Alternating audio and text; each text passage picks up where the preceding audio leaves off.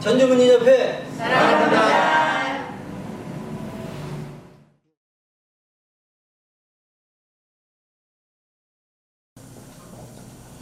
최근에 정재영 시인께서 시집을 발간해서 뜨거운 호응을 얻고 있죠.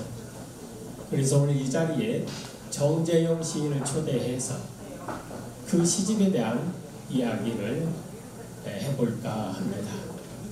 정재영 시인을 큰 박수로 맞이해 주시기 바랍니다. 네, 반갑습니다. 정재영입니다. 감사합니다. 전주문인협회 임원 여러분들께 인사 말씀 해주시죠. 그냥 서서 할까요? 인사말은 서서 올리겠습니다. 올해가 지금 102년 만에 벚꽃이 이렇게 만발한 것은 처음이라고 합니다. 3월이 지금 셋째 주가 지나고 이제 마지막 주가 다음 주죠. 근데 벌써 벚꽃이 아주 만개됐어요. 그래서 오늘 같은 날은 북 콘서트를 해야 되는 것이 아니고 오히려 아주 호숫가를 걸으면서 벚꽃 구경을 하고 매화꽃 구경을 해야 되고 개나리꽃을 구경해야 되는 그런 시간들이 아닐까 하는 생각이 듭니다.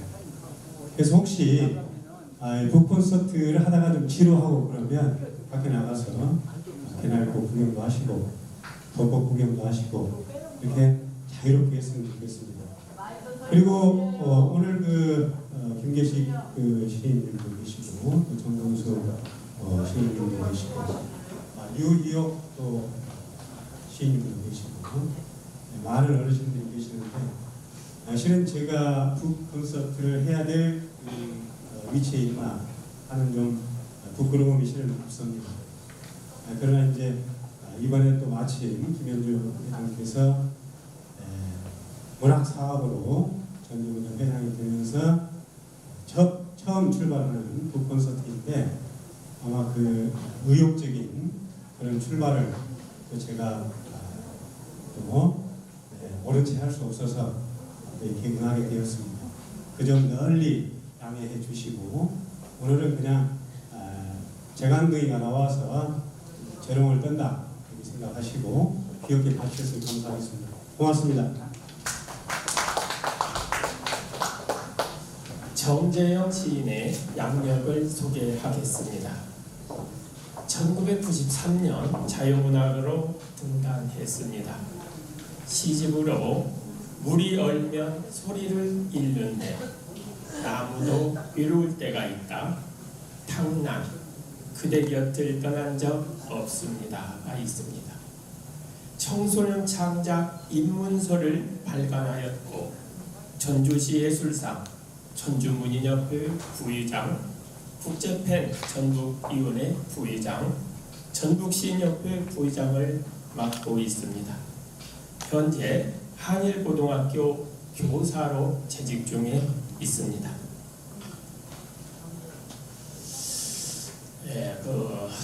최근에 시집을 내셨는데요. 네. 지금 전북문단에 그 시집이 회자되고 있습니다. 고맙습니다. 전화 많이 받으셨죠? 저는 많이 받았습니다. 시 참 좋다.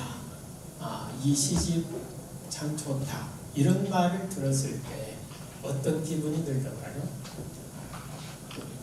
제가 실은 이 시는 서울에 있는 마흠시대라고 하는 출판사가 있는데요. 거기에 이정하라는 시인이 있어요.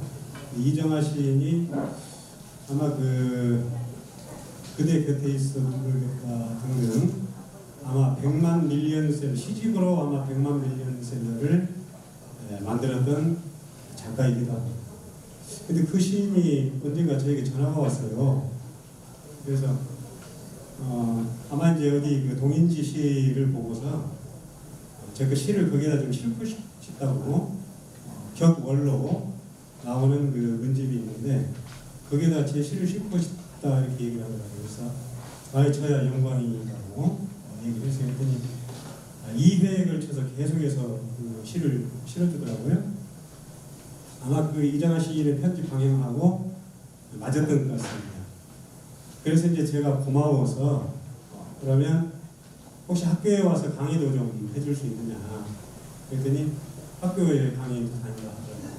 그래서 제가 이제 학교로 그 이장하 시인을 초대를 했어요. 그래서 이제 초대하면서 이제 학생들에게 한 너무 많은 학생들을 또 이렇게 그 초대를 하면 번잡하고 또 산만해서 한 50여 명으로 제안을 했습니다. 그래서 이제 50권의 시집을 미리 사가지고 한 2주 전에 그 시집을 나눠주고 학생들에게 읽게 했어요. 그리고 난 다음에 2주 후에 이정하 시인이 와서 이제 강의를 하게 되었습니다. 그렇게 해서 이제 2년이 되어졌는데요. 그때 마침 제가 이제 제가 93년도에 자유문학을 통해서 등단을 했습니다. 근데 93년도부터 좀 이렇게 가볍고 좀 연애 냄새가 나는 연애풍의 시들은 좀 한쪽으로 이렇게 빼놓았어요. 시들을. 그래서 이제 마침 이정하 시인 또 이제 감성시를 좀 쓰는 시인이어서 제가 이제 부탁을 했지요.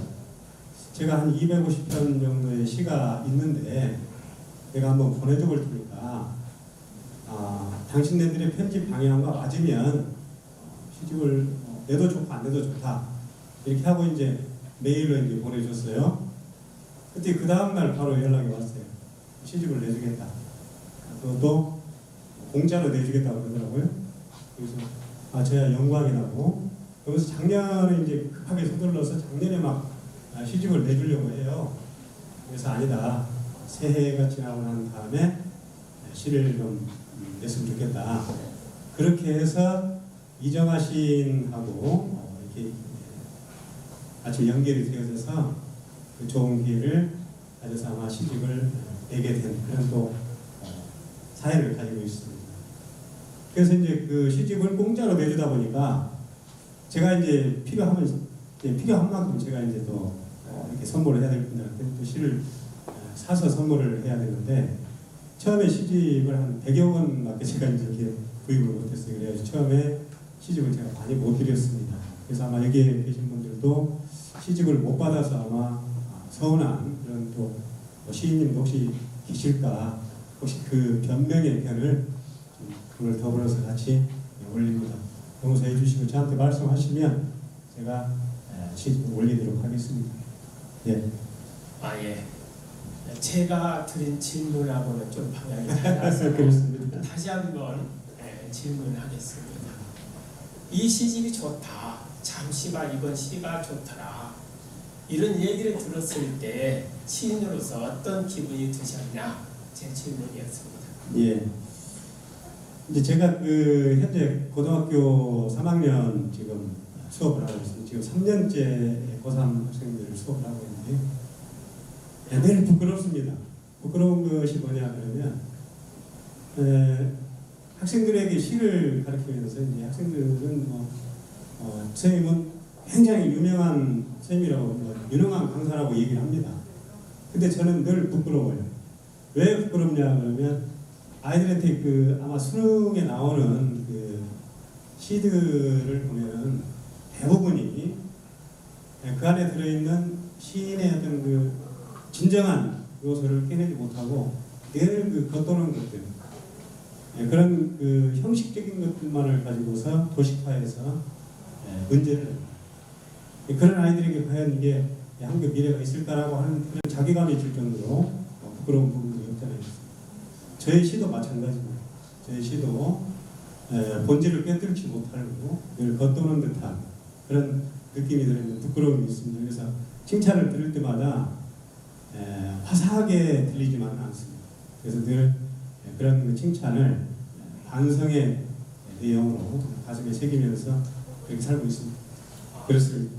그렇습니다. 예. 저는 이제 다른 어떤 기분을 좀 느껴볼 뻔했거든요. 저는 시를 잘 쓴다라는 이야기를 들어본 적이 없어서 우리 김찬 씨 너무 시 잘 쓴다고 지금 동네방에 다 소문이 나가지고 이제 우리는 시를 쓰니까 좀 비유적으로 멋진 말이 나올 줄 알았어요. 뭐냐면 이 매일 쓰디쓴 커피만 먹다가 어느 날 꿀 한 대접을 먹은 기분이었다, 뭐 이렇다든가, 또는 아이스크림을 한 100개 먹은 기분이었다, 뭐 이런 대답을 기대를 했었는데 그렇군요. 이번 시집이 일관된 주제가 사랑이잖아요. 솔직히 사랑 시에는 잘못하면 구태의연하고 또 진부할 수가 있는데, 이번 시집을 제가 보면서 놀랬어요. 시가 좋더라고요. 뭐냐면 시가 우선 간결해서 좋았고요. 어조가 다소 직접적이면서 강하더라고요. 예를 들어서 저는 가끔씩 누굽니까, 정호성 시인의 뭐 사랑하다 죽어버려라, 뭐 이런, 나는 꽃이 진다고 나는 너를 잊을 적 없다, 이런 식구들이 떠오르긴 했어요. 그래서 그렇지만 사유가 뒷받침이 돼서 탄탄한 시가 됐더라고요. 그래서 놀래기도 하고 참 시가 좋다, 이런 시들을 학생들한테 권해줬으면 좋겠다, 학생들이 읽었으면 좋겠다, 그런 생각을 참 많이 했습니다. 주제가 사랑인데 어떻게 사랑시를 쓰게 되셨는지 궁금합니다. 아마 그 인간의 감정이 다양하잖아요. 예를 들면 뭐 색성, 향미초, 희노애락, 애호요. 그 중에 이제 가장 어떤 근본이 되어지는 거가 사랑이다, 뭐 이렇게 생각할 수도 있는데, 사랑이라는 단어에는 수천 개의 그 감정이 들어있잖아요. 우리가 사랑이라는 공간 속에서 시샘도 나오고, 질투도 나오고, 미움도 나오고, 아픔도 나오고, 눈물도 나오고.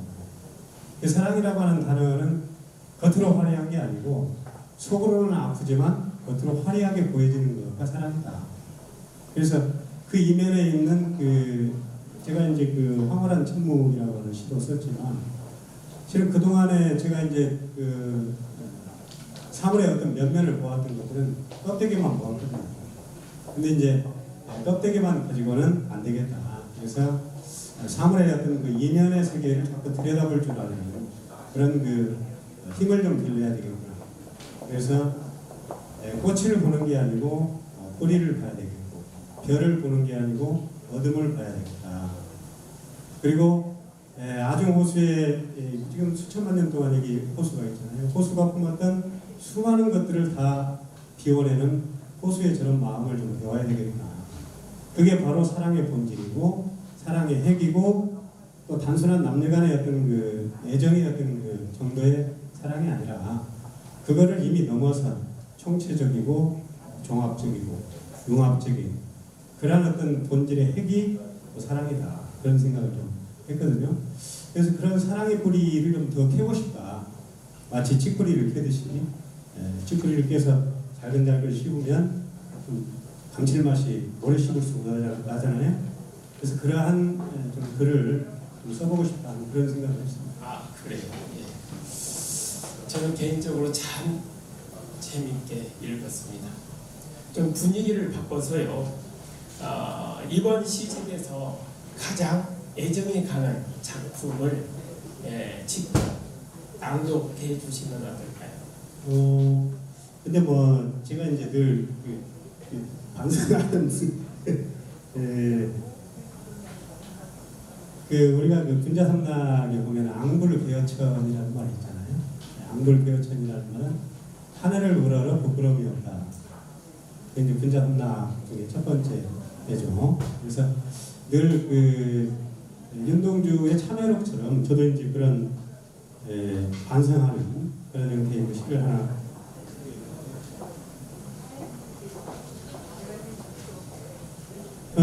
이건 사랑 내용은 아닙니다. 제가 이제 늘 반성하는 그런 형태의 내용인데, 참회록, 제목은 참회록입니다. 360날 참회의 글을 씁니다. 어느 하루 자랑할 만한 하루가 있었을까요? 하루 또 하루, 부끄러운 고백 마치는 날. 허물 같은 나의 하루를 어서 옷걸이 유언처럼 남겨질 부끄러움은 또 이 참회에 마친 표를 찍겠지 이렇게 썼습니다. 시집에 있는 시입니다. 아 이거 시집에 있는 시. 그래요? 네. 방금 낭독한 시가 가장 애정이 가는 이유는 뭘까요? 제 삶하고도 밀접한 관련이 있는 것 같아요. 늘 이렇게 부부싸움을 하면서도 늘 뒤돌아서서 후회하고 또 학생들을 혼내고 뒤돌아서서 후회하고 또 자식을 혼내고 뒤돌아서서 후회하고 또 뭐 과음을 몽땅 하고 그 다음날 일어나서 또 후회하고 늘 일상 자체가 그런 참회의 연속이 아니었나 하는 그런 생각이 듭니다. 그래서 생을 마치는 그날까지 참여하는 심정으로 늘 살아야 되겠다 그런 생각을 하고 있습니다. 예. 낭독 잘 들었습니다. 이번 시집에 대해서 할 얘기가 참 많을 텐데요. 이 시집에 대한 전반적으로 하고 싶은 얘기를 좀 해주시죠. 고맙습니다. 김기찬 우리 대담자께서 시인께서 저를 굉장히 많이 연구하고 또 이런 북 콘서트를 하기 위해서 굉장히 준비를 많이 해주셔서 감사합니다. 또 그리고 이런 북 콘서트를 처음으로 기획한 김현주 회장님은 역시 탁월한 재능꾼이 아닌가 하는 그런 생각을 합니다. 그래서 전북 시협도 굉장히 잘 이끌어 오셨지만 전주문 역도 역시 마찬가지로 또 탄탄하게 또 분과별로 시, 시조, 평론, 수필, 하여튼 소설까지 다양한 형태의 장르들을 두루두루 진영을 갖추어서 조직을 짜는 걸 보고서 대단히 좀 종합적이고 총체적인 그런 행동가이고 사고구나 그런 생각을 제가 또 하게 되었습니다. 그리고 또 이 장소를 또 이렇게 여원이라고 하는 공간을 이렇게 또 크게 그래서 아마 우리 전주문 옆이나 시인 옆이나 이런 분들이 와서 여기에서 조촐하게 행사하기 굉장히 좋을 것 같은 공간. 그래서 공간, 그 다음에 또 김현주 회장님의 능력, 김기찬 또 우리 이렇게 유능하게 이끌어가시는 또 시인의 능력 이런 것들이 잘 조화가 되어져서 이런 북 콘서트가 앞으로도 우리 문남 발전의 하나의 초석이 되었으면 좋겠다 그런 생각이 듭니다. 그래서 오늘 북 콘서트는 상당히 좀 저도 기쁘게 생각하고 참여했던 것은 아닌가 그런 생각이 듭니다. 그리고 이제 제가 이제 이 시집을 엮으면서 이제 물론 이 시집은 제가 93년도 이전부터 이미 제 고등학교 일기장에도 들어있는 시가 있습니다. 제가 2학년 때 썼던 일기장이 지금도 이렇게 쥐가 파먹어가지고 한 250페이지 정도 되는 그런 일기장이 있는데요. 일기장을 쥐가 이렇게 파먹었어요. 옛날에는 집에 쥐가 많았잖아요. 그래서 그 일기장을 펴보면 그런 지금 내가 느끼는 감정보다도 훨씬 더 섬세하게 느껴졌던 감정들이 그 일기장에도 지금 이렇게 없는 걸 보고 제가 깜짝깜짝 놀랐어요. 근데 이제 사랑이라고 하는 것은 이제 우리가 수많은 사랑의 이야기들이 있잖아요.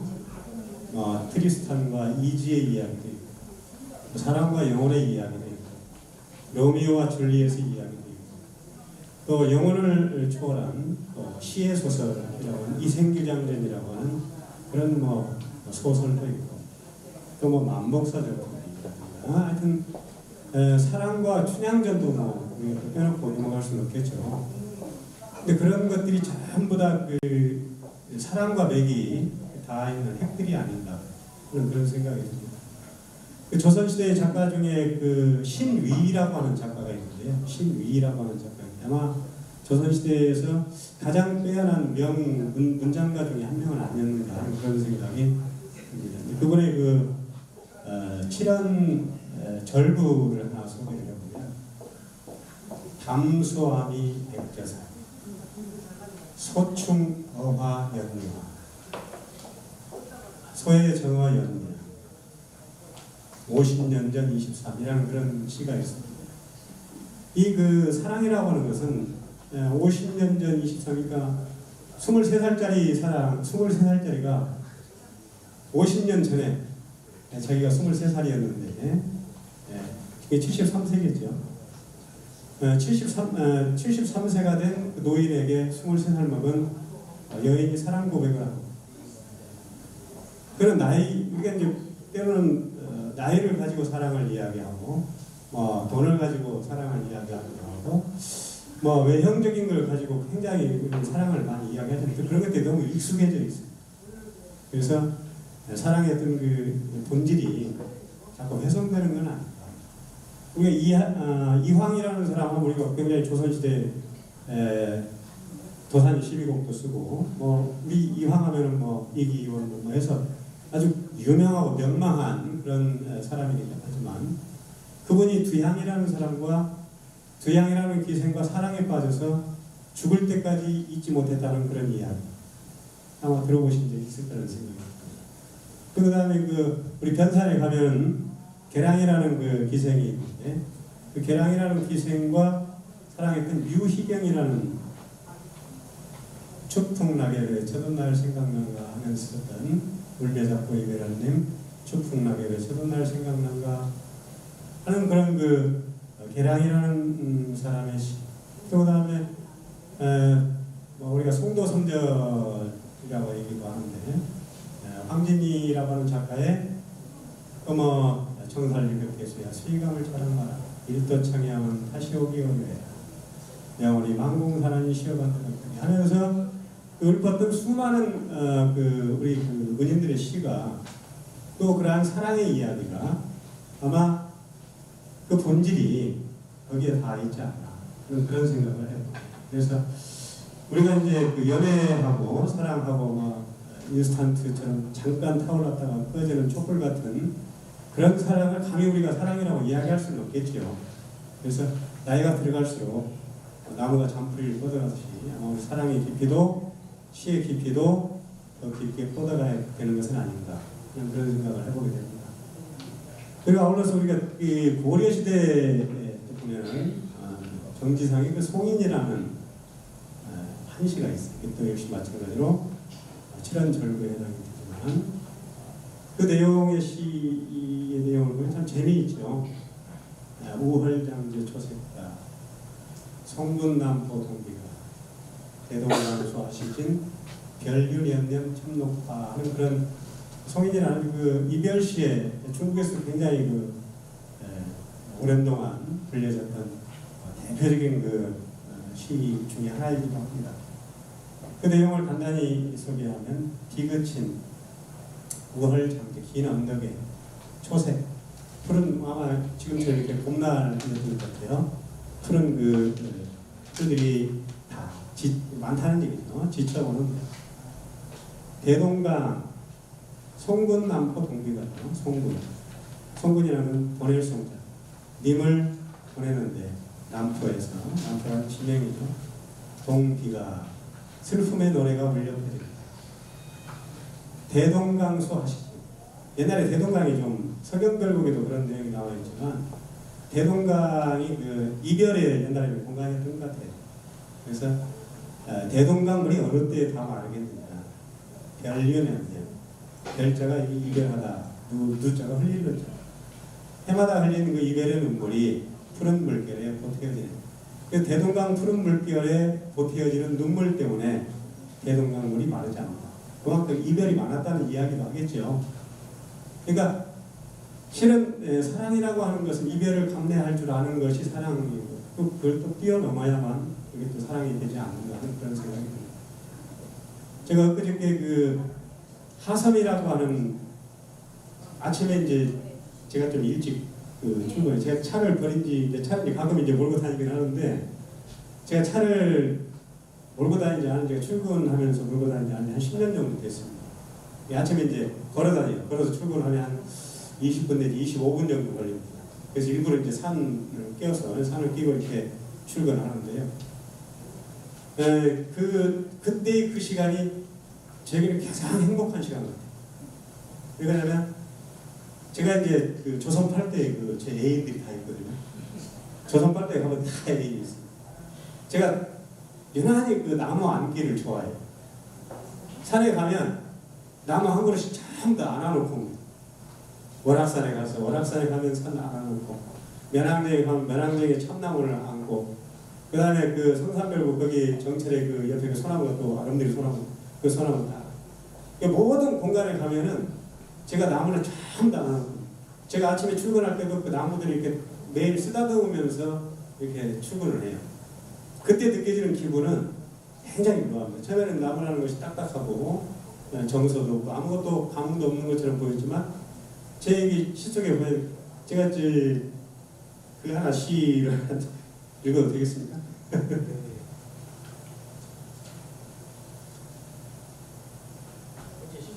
시집이 있는 분은 쳐서 보셔도 괜찮겠습니다.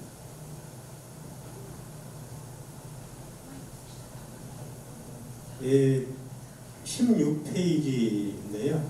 페이지 16페이지인데 그 16페이지의 내용을 가져오면 찬란한 고독이라고 하는 시가 있습니다. 그 시는 제가 아침에 출근을 하면서 그 나무에게서 느끼는 그런 제가 이 시집도 제목이 나무도 외로울 때가 있다. 나무도 외로울 때. 그래서 나무 자연과는 좀 늘 자연에 대해서 관심을 가지고 저하고 이렇게 문화일체라고 얘기하죠. 늘 떼어놓고 생각할 수 없는 그런 존재들이 아닌가 하는 생각이 듭니다. 외로움이 깊어질수록 꽃은 찬란하다. 그대 혹 뿌리의 깊은 명상을 모른다면, 뿌리의 깊은 어둠을 모른다면 나무가 선시를 꽃으로 읽어서야 되겠는가. 꽃으로 써놓은 나무와 나무의 고요한 명상을 깊은 어둠을 풀어보아. 그대의 생각이 깊이 뿌리내릴수록, 침묵에 깊이 다가갈수록 외로움은 찬란한 꽃이 된다. 이렇게 제가 썼습니다. 좋네, 좋아. 시간이 한정이 돼서요. 한 1시간 반이나 2시간 가졌으면 참 좋겠는데요. 시간을 좀 생략하기로 하겠습니다. 여지껏 지금껏 정재영 시인의 이야기를 들었는데요. 혹시 정재영 시인에 대해서 또는 이번 시집에 대해서 궁금하신 것이 있으면 지금 질문해 주시죠. 하나 질문하겠습니다. 예.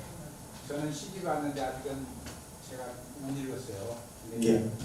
저녁 들어가서 열심히 읽을 것으로 생각하고, 아까 시집을 마음이라는 출판사, 마음시회라고 합니다. 마음시에. 근데 그 사장님이 여자예요, 남자예요? 여자 유일하게 좋았어요. 왜냐면은 아니 인터넷으로 해서 검색하면 이전하라고 굉장히 잘생긴 남자입니다. 남자 이름을 들은 게 여자 같은데. 정하라고 여자 같은데 남자 맞아요. 남자예요? 예. 그래서 나는 여자로 생각하고 예. 시도 그렇지만 저 인상을 보고 저 시집 공짜로 내줬다는 생각. 그렇습니다. 감사합니다. 예. 눈도 안 좋으신데 그 시집 이제 글씨도 적고 그러니까 안 읽어도 상관없습니다. 정재영 시인께서 시에 남다른 열정이 많다고 들었습니다. 이 시집이 많은 사람들한테 사랑받는 시집이 되길 바라고요. 앞으로 좋은 시 많이 쓰길 부탁드리겠습니다. 예, 고맙습니다. 여기서 정재영 시인의 미니북 콘서트를 마치고요. 진행을 하다 보니까 진행자로서 A를 좀 갖춰야겠다는 생각이 들어서 끝으로 제가 정재영 시인의 시 한 편을 낭독을 하고 마치겠습니다. 감사합니다.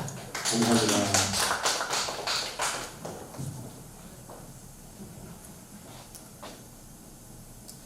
배경음악이 없네요. 그냥 가지요. 예. 사랑아 오라. 입술이여 움직이지 마라. 눈동자여 아직 빛을 꺼내지 마라. 사랑이 오기 전에 강물은 시간을 등에 태우고 흘러갈 때 새의 노래가 들리지 않거든 아직 아무것도 움직이지 마라. 흘러가는 물소리도 따라하지 말고 바다의 파도처럼 쿵쾅쿵쾅 심장도 나대지 마라. 사랑이 오기 전에 마음 한 자락도 펄럭이지 마라. 그대 마음 열릴 때 비로소 입술로 사랑 고백하라. 강물의 노래, 흥겨운 새 노래, 춤을 추는 바람이 일어날 때 그대의 사랑을 초대하라. 그대의 뜨거운 입맞춤에 푸른 하늘이 열린다. 고맙습니다. 감사합니다. 낭송 감사합니다.